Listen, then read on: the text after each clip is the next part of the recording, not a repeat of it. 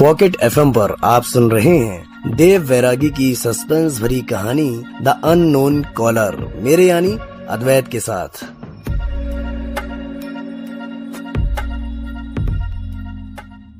मैं मिश्रा जी के दरवाजे के बिल्कुल सामने खड़ा था और अपनी नाक दरवाजे पर लगाकर सूंघ रहा था।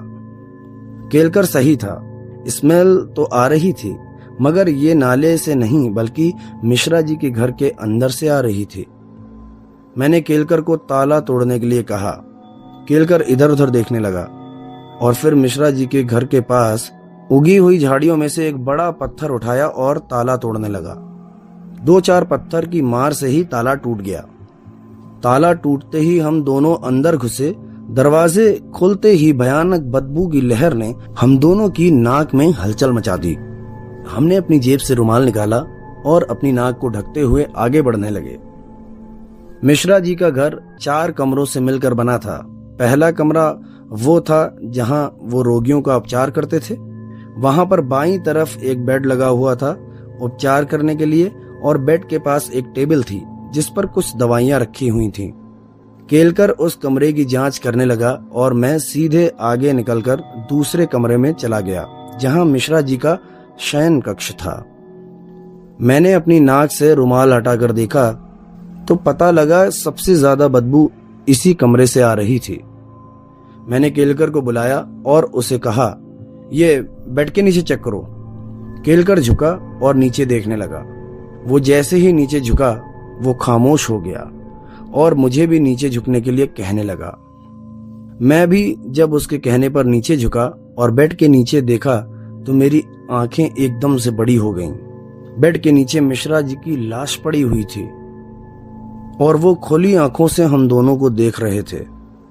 उनके चेहरे का खून सूख चुका था और उनके पेट की आंत भी बाहर आ रही थी। उनके पेट में चाकू अभी भी घुसा हुआ था। एक बात जो मुझे और केलकर को हैरान कर रही थी वो ये थी कि उनके शरीर पर हरा कलर देखने को मिल रहा था। वैसे शरीर में अगर जहर हो तो शरीर नीला पड़ने लग जाता है, लेकिन उनके शरीर का हरा दिखना मेरे लिए थोड़ी सी हैरान करने वाली बात थी। मैं और केलकर एकदम से ऊपर उठे और एक दूसरे को देखने लगे। कुछ पल की खामोशी को तोड़ते हुए केलकर ने कहा, ये क्या देख रहे हैं सर हम? ऐसी तो उम्मीद भी नहीं थी। एक महान वैद्य को इस तरह मौत के मुंह में जाना पड़ेगा, ये तो कभी मैंने सोचा ही नहीं था। एक लंबी गहरी सांस लेते हुए मैंने केलकर से कहा, हाँ यार, वैसे उम्मीद तो मैंने भी नहीं की थी, लेकिन अब विक्की को मौत के मुंह में जाने से कोई नहीं रोक सकता। क्या मिश्रा जी की लाश विक्की तक पहुंचने का जरिया बनेगी? क्या कबीर उम्मीद से परे हुए इस कत्ल के पीछे छिपे गुनाहगारों को पकड़ पाएंगे? सर, विक्की हमारा प्राइम सस्पेक्ट है, लेकिन यह भी तो हो सकता है कि किसी और ने मिश्रा जी को मारा हो। तब मैंने नाक से रुमाल हटाते हुए कहा, नहीं, मुझे पूरा यकीन है मिश्रा जी को विक्की ने ही मारा है। लेकिन ऐसा क्यों सर? केलकर को हमेशा से मेरे इतने गहरे यकीन होने पर शंका होती है, इसलिए मैंने उससे कहा, तुम्हारे क्यों का जवाब तुम्हें थोड़ी देर में मिल जाएगा, लेकिन उससे पहले एक काम करो, फॉरेंसिक टीम को फोन करो और साथ ही फोटोग्राफर नीरज को भी बुलवा लो। उसे बोल दो कि यहाँ पर आ जाए और क्राइम सीन की फोटो ले ले। ठीक है सर, मैं अभी फोन लगाता हूँ। और सुनो, फोन करने के बाद किचन और बाथरूम की तलाशी लेना, ठीक है? तब तक मैं जरा ये बेडरूम टटोलता हूँ। केलकर मेरे निर्देश पर काम करने में लग गया और मैं भी बेडरूम की छानबीन में जुट गया। मैंने अभी नजर सबसे पहले मिश्रा जी की बेड से सटी हुई दीवार पर डाली। मैं बाईं तरफ घूमते घूमते अपने पीछे मुड़ गया और सामने की दीवार पर देखने लगा। सामने की दीवार पर कुछ लिखा हुआ था, पर दीवार का रंग थोड़ा फीका होने की वजह से मैं उसे पढ़ नहीं पा रहा था। इसलिए मैंने उस कमरे में लगी हुई एक और लाइट जला ली। जैसे ही लाइट चालू हुई वैसे ही दीवार पर लिखे हुए अक्षर मेरे सामने साफ दिखने लगे। दीवार पर थोड़े बड़े बड़े अक्षरों में लिखा था, my first trial is successful, be ready for your first victim. ये कहने में सिर्फ एक वाक्य था, लेकिन मेरे लिए ये एक खुली चुनौती थी। इन शब्दों को पढ़कर मैं ये साफ कह सकता था कि विक्की और पप्पू पहले से ये जानते थे कि मैं एक ना एक दिन यहाँ आऊंगा और इसे पढ़ूंगा। और वो दोनों ये भी जानते थे कि मैं 2 दिन जंगल में लाश को ढूंढने में बिगाड़ दूंगा। वाह रे मेरे पप्पू, बड़ा चालाक निकला तू। अब तो तेरे साथ खेल खेलने में और भी मजा आएगा। आज से तेरी उल्टी गिनती शुरू।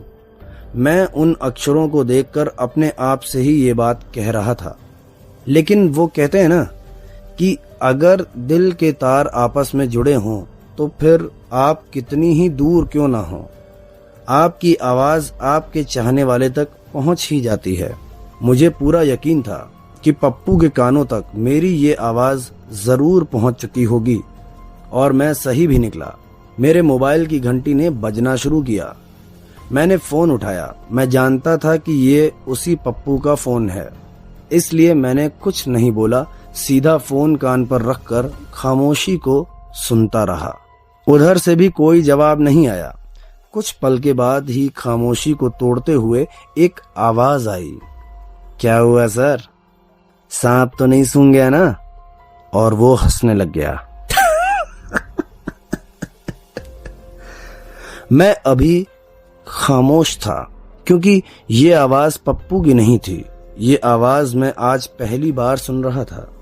मेरे जवाब ना देने पर सामने से फिर से वो बोला, इस आवाज की भी आदत डाल लो सर, अब से मैं भी आपकी चिंता का एक कारण बनने जा रहा हूँ।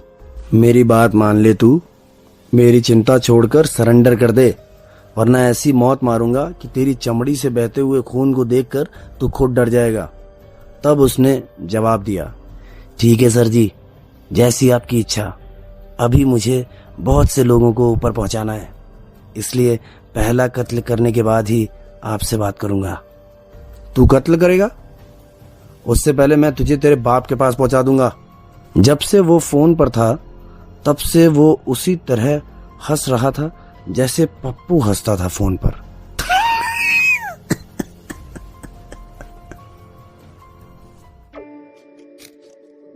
तो दोस्तों, कहानी यूं ही जारी रहेगी और इसके नए मोड़ को जानेंगे नेक्स्ट एपिसोड में। तब तक के लिए stay tuned and keep listening to pocket FM।